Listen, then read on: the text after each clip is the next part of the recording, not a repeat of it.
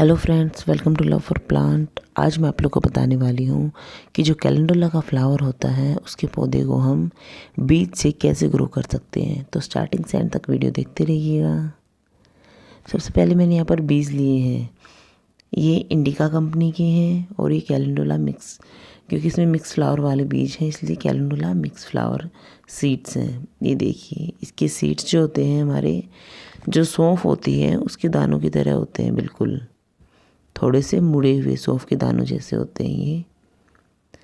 तो उन्हें मैं इस कंटेनर में 1 बाय 1 करके अच्छे से लगा दूंगी, थोड़ा थोड़ा स्पेस दे करके।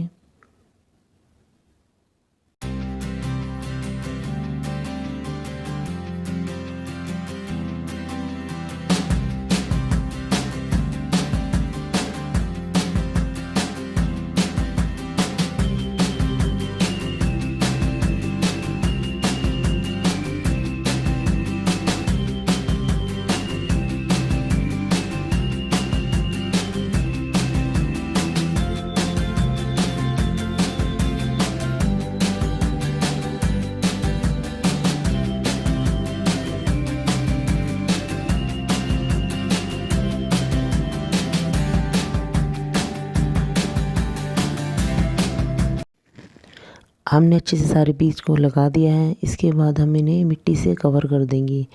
मिट्टी जो है उसमें उतनी डालनी है जितना हमारा बीज होता है उसकी हाइट की है, हमें उसके ऊपर इतनी मिट्टी डालनी होती है ताकि हमारा बीज जो है वो अच्छे से जर्मिनेट हो सके। इसके बाद इसमें वाटरिंग करके किसी शेडी एरिया में रख देंगे ताकि हमारे बीज काफ़ी अच्छे से जो है जर्मिनेट हो सके। अब मैं आपको दिखाती हूँ कि इसके जो 5-6 दिन बाद का जो रिज़ल्ट है वो कैसा है। देखिए, इस तरह से इसमें जो है स्प्राउट्स आने शुरू हो गए हैं छोटे छोटे। अब ये देखिए, ये हमारे कैलेंडुला का 20 से 25 दिन बाद का रिज़ल्ट है। अब हमारे जितने भी सैपलिंग्स हैं थोड़े से बड़े हो चुके हैं स्प्राउट्स।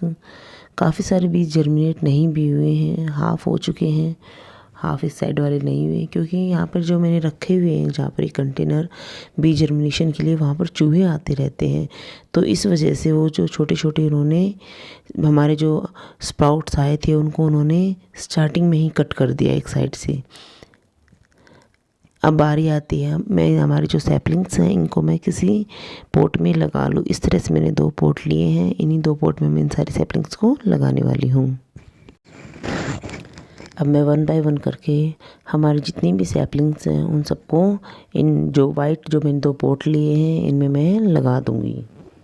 इसमें वही मैंने खाद, राई सास्क और जो मिट्टी है उसका मिक्सचर लिया है। इसमें मैंने कंपोस्ट में जो गोबर की खाद होती है वो ली है, क्योंकि गोबर की खाद हमारे फ्लावरिंग प्लांट्स के लिए बहुत ही ज़्यादा फ़ायदेमंद होती है। इस तरह से धीरे धीरे सारे सैपलिंग्स को हटाते हुए मैं इस पोट में ट्रांसफ़र कर रही हूँ।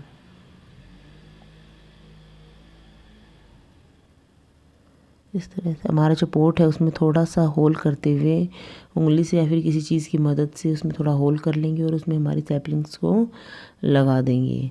हमें सैपलिंग जितनी भी हमारी है उनको खींच के नहीं निकालना है, उनको अच्छे से साइड से मिट्टी के साथ ही उठाना है। अगर हम उनको खींच के यूँ निकाल लेंगे सैपलिंग्स को तो उसकी जो रूट्स हैं वो डैमेज हो जाएंगी। इससे हमारा ज़रूरी नहीं कि हमारा प्लांट लगे भी ना लगे। अगर हम उनको इस तरह से निकालते हैं तो उससे हमारे प्लांट के सर्वाइवल के चांसेस बहुत ज़्यादा बढ़ जाते हैं। इस तरह से हमें जेंटली उन्हें पुल आउट करना है और आराम से उन्हें किसी भी पोट में कंटेनर में लगा देना है। अभी जो हमारी सैपलिंग्स हैं वो थोड़ी बड़ी हो गई थी, उन्हें सपोर्ट नहीं मिल रहा था, अभी कमज़ोर हैं वो, तो उनके सपोर्ट के लिए मैंने यहाँ पे कुछ दिए वगैरह लगा दिए हैं। एक इस वाले पोट में मैंने 3 सैपलिंग्स लगाई हैं। अब उसी तरह से मैं 3-4 सैपलिंग्स दूसरे पोट में भी लगा दूँगी।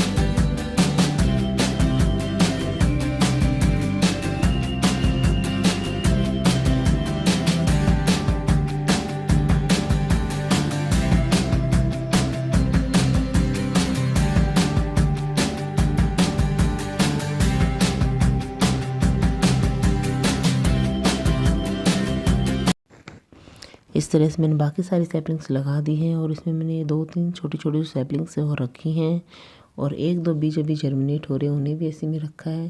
थोड़ा बड़ा होने पर मैं उन्हें किसी दूसरे पॉट में लगा दूँगी।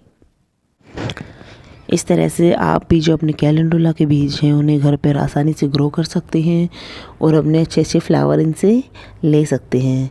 आप मुझे कमेंट सेक्शन में ज़रूर बताइएगा कि आप में से कौन कौन इस तरह से बीज ग्रो करते हैं और जो सैपलिंग्स अपने घर में ही खुद ही तैयार करते हैं।